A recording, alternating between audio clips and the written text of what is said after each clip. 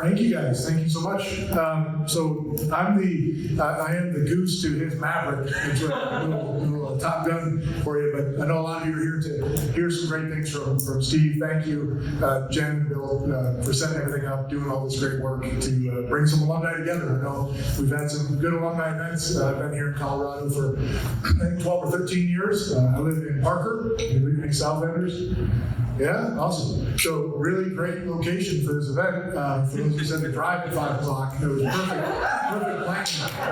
So yeah, so I had to put that one in there. I told them I would do that. So as we get going, we're going to do this in a little bit. I'll ask some questions. We'll go through. There is a Q&A section, so please, you got some notepads there. Write some things down. Steve is younger and better looking than me by far. So when I started seeing that he was associated with the Nuggets, I was working in a different capacity at the time, and I started reaching out and saying, hey, is there something we could partner on? I did some big events where I bring about 1,000 students from underrepresented communities into the Nuggets stadium and do some things around college and career preparedness and what it takes to get there. I'm a first generation college kid myself, so I'd really like to impart that knowledge and students of what does it take to get there, and what are the steps you have to be intentional around as you're making it happen. And Steve was like, yeah, totally, let's jump in. And we had some great events and did some things. So he's always been a great ambassador for tech, and we're just glad to have him here. So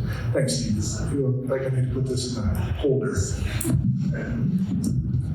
All right, so as we start out again, I'll ask some questions, and as we get to that point, write down your questions if you've got them, and we'll have that opportunity. And Steve will share a little bit about his professional journey and his mindset on high performance and what it takes to act at the highest level. Steve is, as you know, go Nuggies. Being the champs last year, that's kind of changed everything. I can't afford to go to games anymore, which is kind of a bummer. But I think we're all in the same boat. We're so happy to have a championship here in Denver. So, Steve, as you go back and you think about your time, what brought you to tech, and what was it about Michigan Tech? I'm sure there was a lot of other opportunities as a UP kid, other schools that isn't really as important as tech. So, what made you decide on tech? So, Michigan Tech probably wasn't my first choice, to be 100% honest.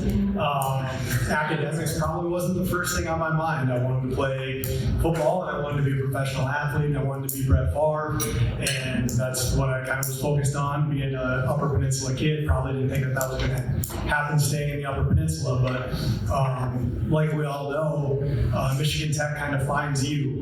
And Tom Curley, who was a great mentor of mine, of course, he was the head football coach during my duration, offensive coordinator to start off with, but just an even better person, and probably one of the great ambassadors of our university. He was pretty adamant that I was going to go there. And so he was tracking me down for every basketball camp, football camp, track. He was coming to track meets saying like, hey, Michigan Tech's going to be the place for you. And after a while, I started to believe him. And when some of the other offers weren't coming my way, I said yes. And I had an opportunity to play early on. And Coach Curls, he said, you're gonna get a chance to play. You're gonna get opportunities, even if it takes a little work, a little bit of time. And he talked me into it. And the education was probably secondary at the time to football, but as I learned and went along the way, it ran side by side and hand in hand. I agree. Being a student athlete at Tech, definitely you're a student. You're a student first. I remember showing up at some other stadiums when we traveled, and I remember specifically one school, their initials were SV, but coming out of the field and they're out there for warm-ups, and a couple of players were like, "What'd you guys do? Study all the way here?" And I'm like, yeah, we're in college. Aren't you in college? Like, what are you talking about? Yes, we studied. Is that a bad thing? So, it's a little bit different experience. So I look back, I think about a few professors. Like, I had a professor of silviculture, Dr. Glenn Braz. He was the president of the university after I left. But Glenn was a professor of silviculture for me. We walked through the woods together. I did my time down at fall camp in Alberta. And, at that time, maybe it was a PC where we were smoking cigars and keep the bugs away because you had to. That's what you say. just those relationships meant so much, the relationships you develop with professors at Tech. But as you think back, is there an experience with a professor or a class at Tech that just really resonates or was most influential to you? Yeah, honestly, and it probably wasn't for the right reasons, but I'll always remember Karen Romer's biomechanics class. And it's because I think I got a D in it the first time. Like I said, my mind, my focus probably wasn't on academics the way that it should. I did okay, especially in the classes that I really liked. So I liked Kyle Bain's strength and conditioning class, shocker, where I ended up and invested my time. I liked exercise physiology and anatomy, things that were relevant to probably where I was going. I like sports medicine because I hurt my knee a couple times while I was up there. I like spending time with Brian Brewster. But, and I'll talk about it here when I go through some of my slides after the first bit of questions. But when I couldn't get into PT school, the first round, I applied to 15 schools. I thought back to Karen's class and that D that was holding down my GPA, competitive things that that were required to get into graduate school. And well, I had to retake it. Thankfully, I hurt my knee and got to spend some more time playing football. But I got back and I got an A. And I spent more time because I knew how to take criticism and I knew how to take failure, because that's what you do at Michigan Tech. The weather's not going to be good, and the classes are going to be hard, and you might not understand something, and you might need a tutor, but there's also people that are going to be by your side. That's why I'm standing up here with an offensive lineman, because nobody can do anything without a good offensive line. And so you find people who can pick you up when you're down, and that D turned into an A, and finally I applied to 15 more schools, and I got an interview, and I got one interview, and everybody else said no, and I got into graduate school, and then I was a much better student because of that D once I got down to the University of Dayton. So that was probably the most influential class. Let's say a D at Tech is worth a little bit more in some of the other places around, right? At least that's what I told myself. Right? So as you mentioned, you're going to go through some slides. So let's turn that over to you in the slideshow and go through a few things and just tell us your approach to success. And this is an amazing, successful program you've been a part of. Totally. So obviously we're talking about high performance today, and in my area and my passion is within the sports medicine and performance realm, but really anybody that goes to Michigan Tech is a high performer.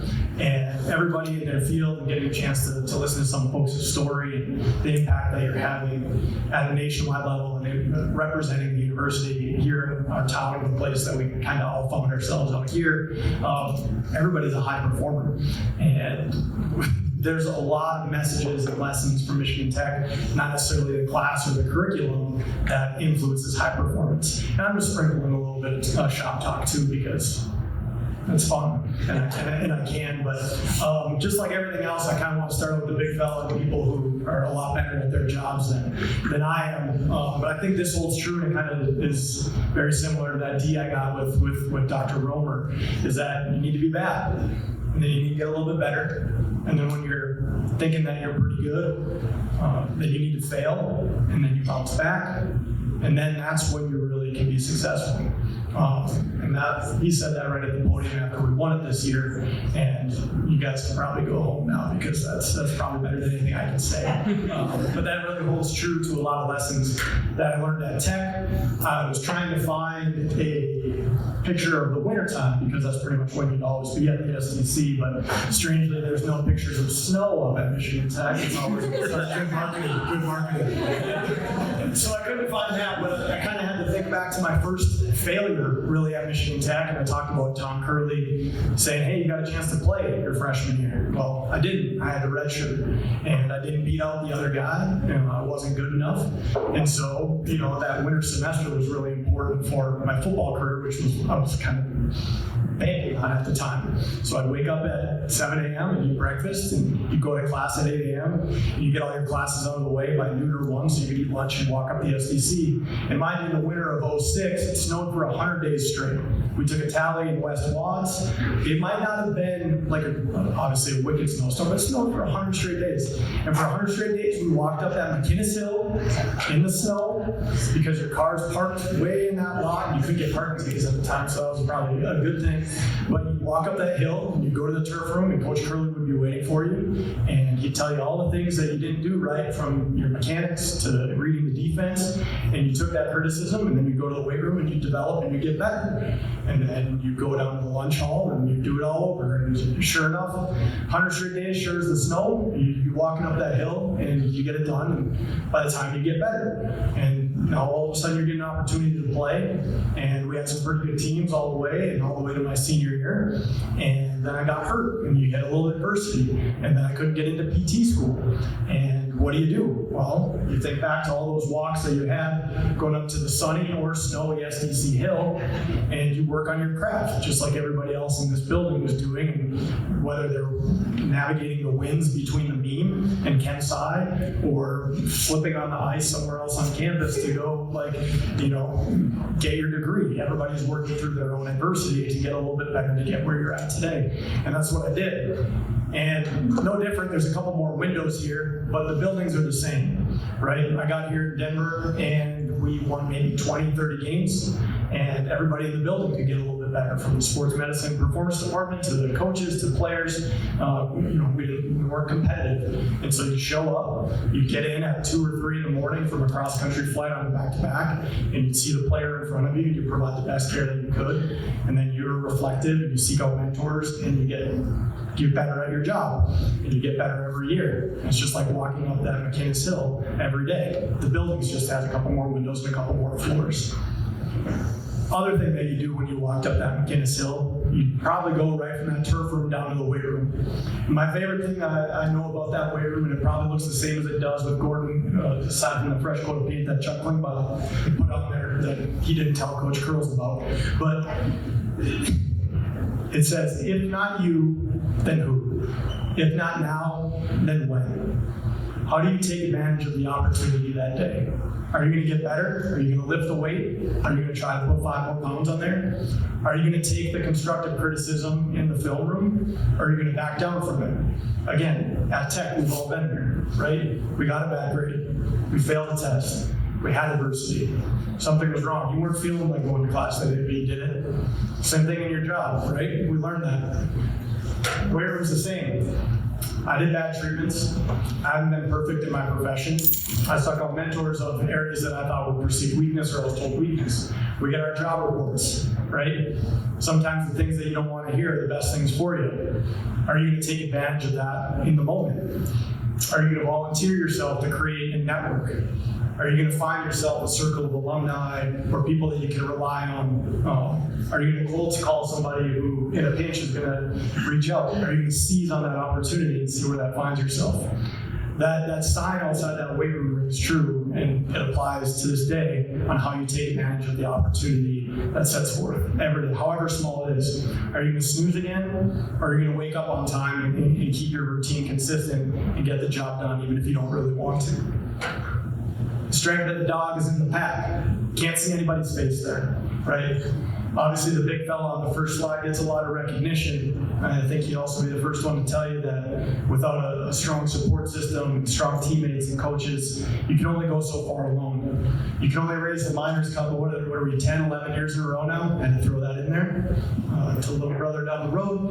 But you don't get to do that if you don't have a buddy walking you up McKinnis Hill in the snow, or 2 or 3 or 4. That might be your family, that might be your significant other, that might be just be a dear friend, but we don't walk alone, right?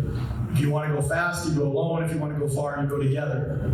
That's how you become a championship team. Same kind of deal. You can't see any faces in that picture, right? Maybe the mascot. But other shout out too. That's my son Noah. He somehow snuck his way up onto the stage. But if you want to be successful, you got to create connections. Create connections with people so you can work together. I can't be successful in rehab if I don't have buy-in from a patient, a client, an athlete. If they don't trust you, you're not going to have a successful outcome. If I'm delivering a report to the coach and he doesn't trust me, that information is just going to go out the window, right? If we don't have that trust, that togetherness, we're inevitably not going to have that success. And it's not strange that Coach Curley would say that pretty much every one of his breakdowns, that the strength of the dog is in the pack. let's talk performance, right? A little bit of routines. Maybe you guys can sprinkle this in. And we sprinkle this in with our players.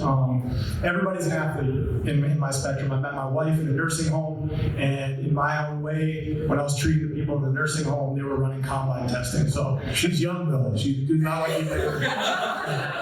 She's young. that's true. I probably should have put a disclaimer there, but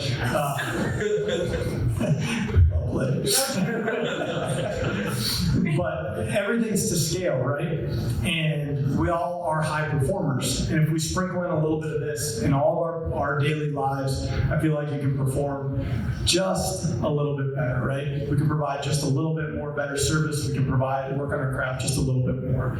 So here at the Nuggets, we call this kind of our daily vitamin. So your daily vitamin is going to consist of some self-care, your training room work, your weight room work, your skill development, and then your recovery. Biggest things, people get recovery as a buzz term, right? Basically the two biggest things that you can do for recovery are relatively free aside from your grocery bill, but it's sleep and nutrition. That's 1A and 1B. So when you're thinking about yourself, or when we're talking to our athletes, what time do you go to bed? What time do you wake up? Is it consistent? Does that allow you to get 7 to 8 hours of sleep? It's that simple. If you can't, are you going to be able to supplement that with a nap? Obviously, our schedules are a little bit more conducive to that with our midday break and then playing at 7, 8 p.m. at night. Not everybody can afford to be a nap, but maybe you guys have nap pads here in Denver. You guys probably have them sprinkled up at the SDC now. Other couple quick sleep hacks, right? Sleep, it sounds easy, but life happens. So can you set yourself up for successful sleep? Can you make your room like a cave? Cool, like 66, 67 degrees, dark, blackout blinds, quiet, maybe with a little bit of white noise, and then try to avoid screen time, and that kind of goes with the darkness. Those are your sleep hacks. That's at the highest level. If you're doing pretty good with that, I'd wager to say you're setting yourself up for sleep success. And if not, you can try to make it just a little bit better. Nutrition, shop around the edge of the grocery store, right? Make sure that you're eating a quality breakfast. Everybody's gonna have a nutritional fad or something of the sorts, but find a breakfast that works for you. If you're exercising, find a good quality source of protein and carbohydrate after you exercise. Lock in your good meals, and again, shop around the outside of the grocery store. Let's talk about the fun stuff, right? Either your physical therapy or your training room time. We work parts, positions, and performance.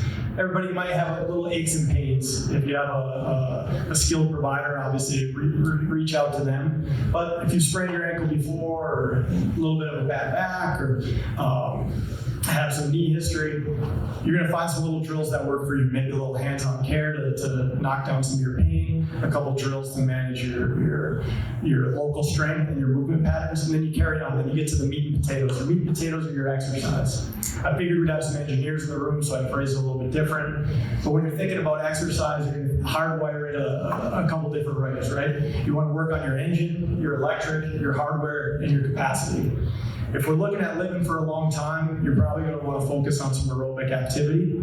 And I like the 80-20 principle, not just for aerobic exercise, but kind of for everything. Everything in moderation, including moderation, right? So aerobic, 80% of your exercise is going to be at a slower heart rate, and you can do it for a long period of time. Maybe you'll be able to hold a conversation. 20% of the time, you're going to turn up the awesome dials. That's your Chuck Klingbeil treading water, 25-pound weight, feeling like you're going to drop in the pool and wishing that you're doing repeat sprints, right? You're burning that zone 5. You're turning up the awesome and going as hard as you can. That's 20% of your time.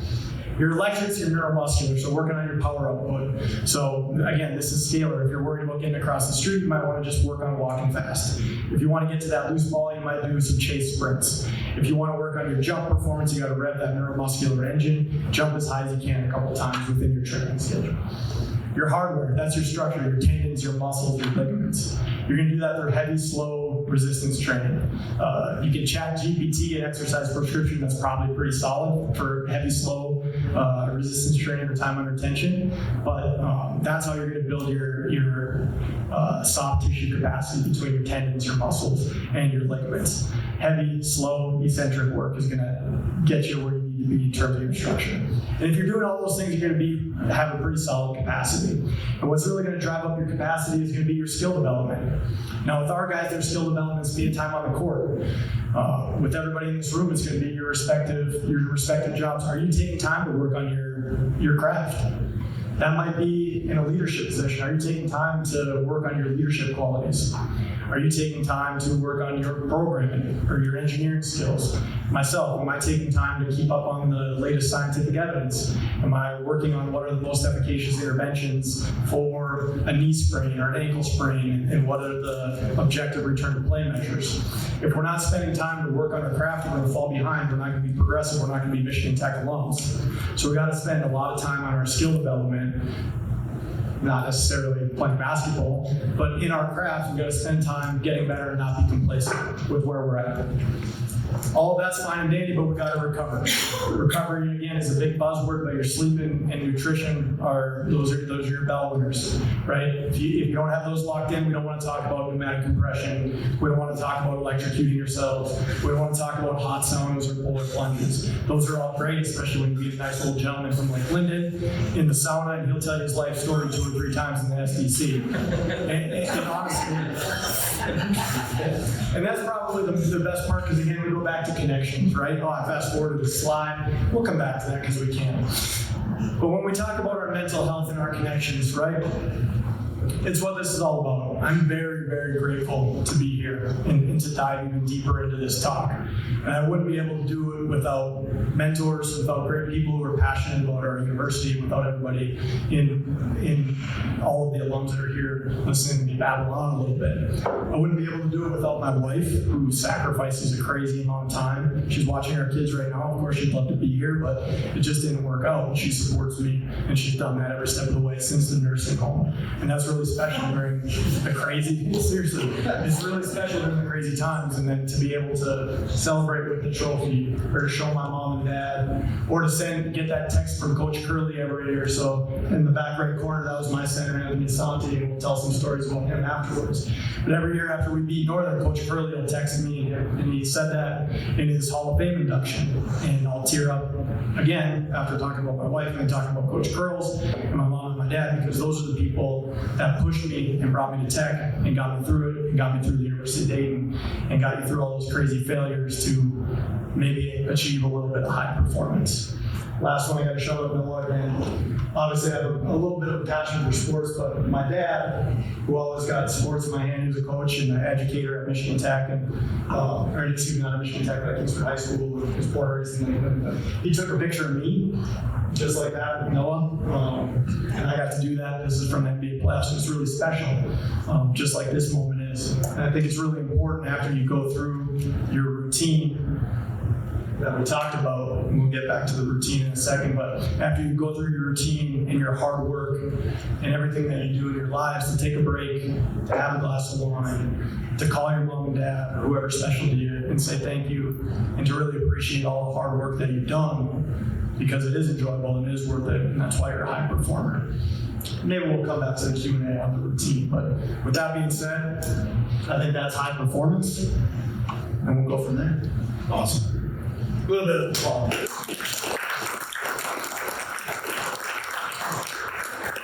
So you talked a little bit about, so bringing you to Tech, getting through Tech, and I think we all have something in common in this room. When you know another Tech grad, you can say that that diploma is worth something. You know when you talk to someone and they say, I graduated from Michigan Tech, you know what they went through. You mentioned some of those things. You had to get your butt up, and you went to class when it was -45, right?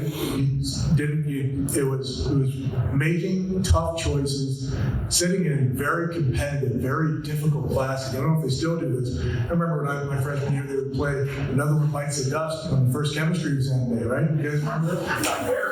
Yeah, so they'd have speakers blaring, right? They'd be passing out drop slips.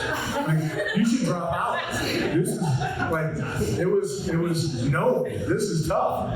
But when you get through that, you've done something, right? And I think that when people, we have so many teammates that are at Milwaukee Tools and at Boston Scientific and all these other organizations that say, I hire Tech grads because I know what they've been through and I know what they're capable of. So after you got out of Tech, tell us a little bit about what that post-Tech professional development experience was. Like, how did you move into that next step? How did you get into the PT, and what eventually brought you to NBA? Yeah, so again, a lot of tech lessons along the way. Like I said, I had a hard time getting into PT school for various reasons. And once I got that opportunity, I had a new focus. I knew that sports wasn't happening. I didn't get to play anymore. That was over. I had to phase shift. And hopefully, with being in an active profession like physical therapy, there's some avenues to sports. And so I wanted to seek those out, but I needed to knock out my education. And so I got into the University of Dayton down in Ohio, and it was kind of the same routine. Honestly, you put up that pot of coffee, I'd get my exercise in the morning, and you go to class. You go to class from 8 to 5, and you did your net, like you do it all over again. Everybody has some post-grad stories about how you get through, but then it was all of the extracurricular things that brought me to sports. So our program director had an orthopedic clinic. Well, he treated the local pros in the area, so I volunteered my time there. Well, next thing you know, we have a research initiative with some of the local colleges doing movement assessment testing. So I volunteered my time there and turned that into my research program. So next thing you know, in addition to doing school, I'm treating the local pros with my mentor, program director, and doing research that got picked up not only by the local teams, but by a couple of professional teams. And because the research quality was good and I had good mentors and had some good people skills and relationships, then I got an internship with Oklahoma City Thunder to finish up my graduate schooling. And it kind of snowballed. I did a bunch of cold calls out to Denver for one of my rotations at Next Level Physical Therapy in Golden, Colorado. And they were outsourcing their physical therapy, the Nuggets were outsourcing their physical therapy to there at the time. And so I had the opportunity to treat some of the local Nuggets, local Broncos. And so I was getting involved just by volunteering, by spending extra time, by getting to know people, things that you do at Michigan Tech, right? You get to know Vern at the SDC, and sometimes you'd sneak in after hours so that you could go and get an extra workout in. Well, it was kind of the same deal where, now instead of it being Vern, it was the guy running the internship for the Thunder, or things like that. And so you kind of created those opportunities.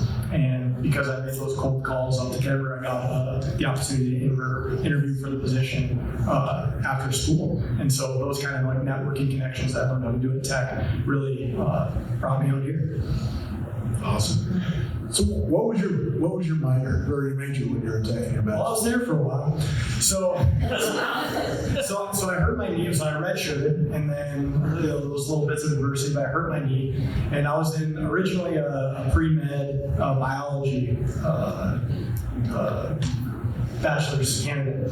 And then they added the exercise science program when I was there, and a lot of the classes were carried over, so I turned it into a dual. And then I got a minor in psychology and I got a coaching certificate as well, I believe, while I was there. And I got to take disc golf my last semester. We all took a lot of those classes. After I ran out of classes to take.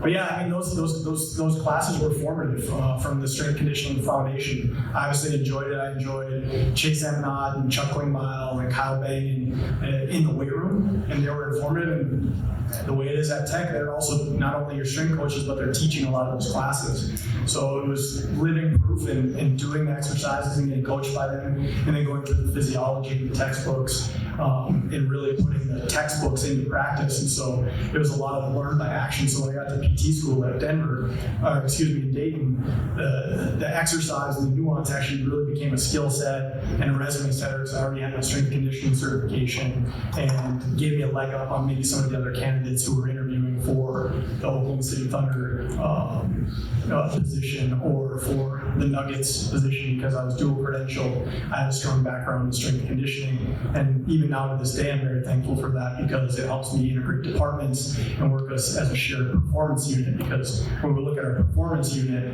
it's athletic trainers, physical therapists, strength coaches, mental health professionals. And so having that exercise science background, that biology background, that interdisciplinary background allows me to bridge a lot of gaps and to talk and wear a lot of hats and hopefully provide a decent service here. Again, those roots go back home.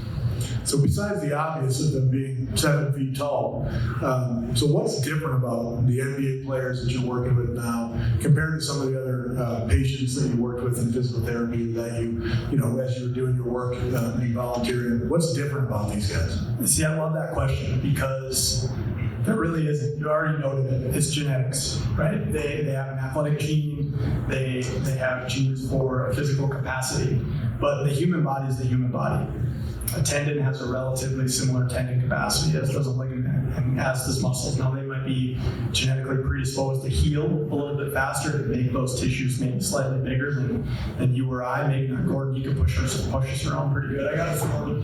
And when practice squad spot comes open, I'd sign you up first. Nice. But there really isn't a difference, and that's why the fundamentals are so important. I get that question all the time. We take students from different physical therapy schools and have internships, and they're really excited because, oh, we're going to do this so differently than a general population or like a nursing home. Yes, there's some things that are scalar.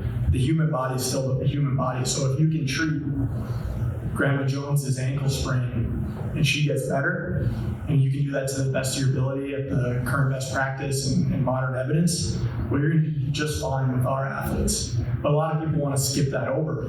They don't want a pasty. They don't want a Cornish meat pie.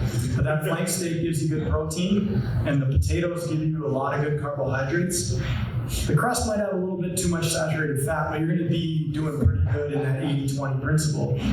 But if you're only doing the 20% and you're only eating the crust in your treatment or in your care, you're going to have suboptimal outcomes. So we can't gloss over a fresh pasty or the good fundamentals. Thank you.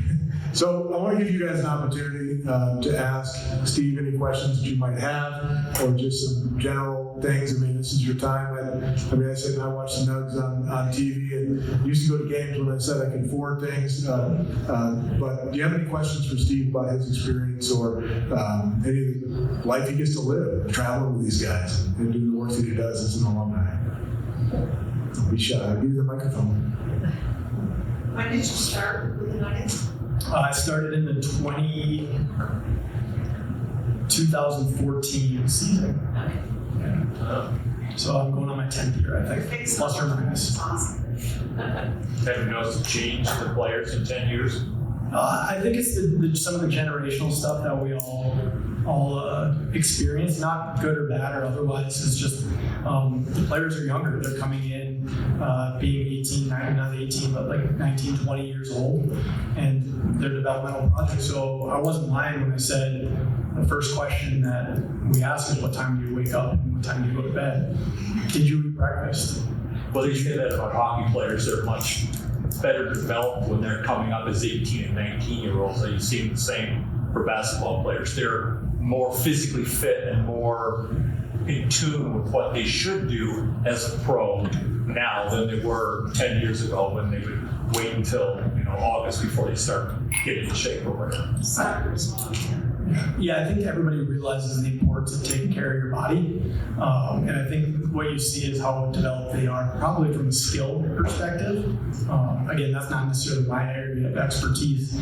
From a development, they still look like 19, 20-year-old kids, and having some of the same challenges that we had when we were those ages, not knowing how to cook or what the right kind of pregame meal is. And even if they do have an interest in taking care of their body, well, what does that mean? It might not be what the Instagram workout looks like. And that's why we want to echo a routine, and your routine becomes your habits. And so just like basic skills that we ingrain in them are getting that lift in, getting a little bit of table time, getting that nutrition. I would say that their awareness is probably, and their want is probably a little bit more advanced, just to get back to the original question, but they still take a lot of development. How many people are on your team? Like athletics, the physical therapy team, how many suggest you?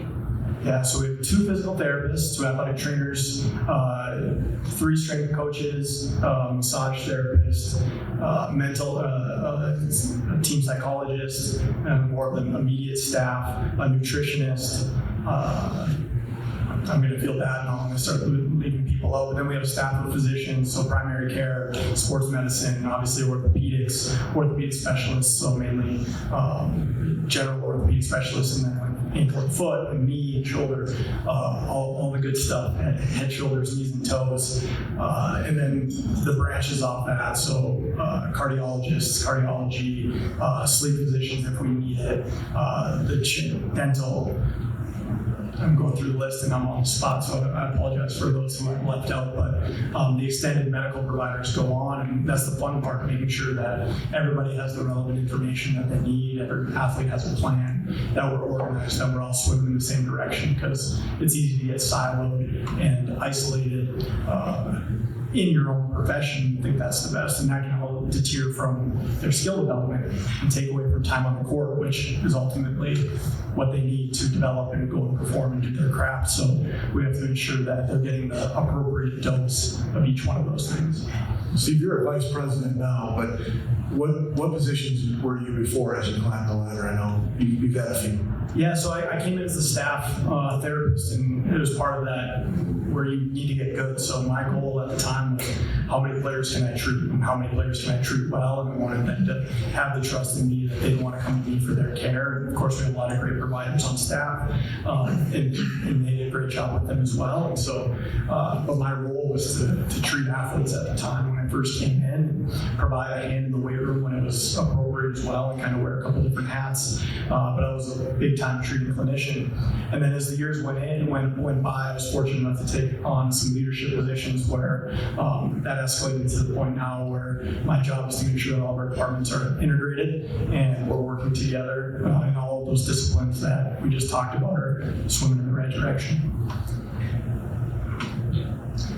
The thing you said that surprised me most is that different people have the ability to heal faster.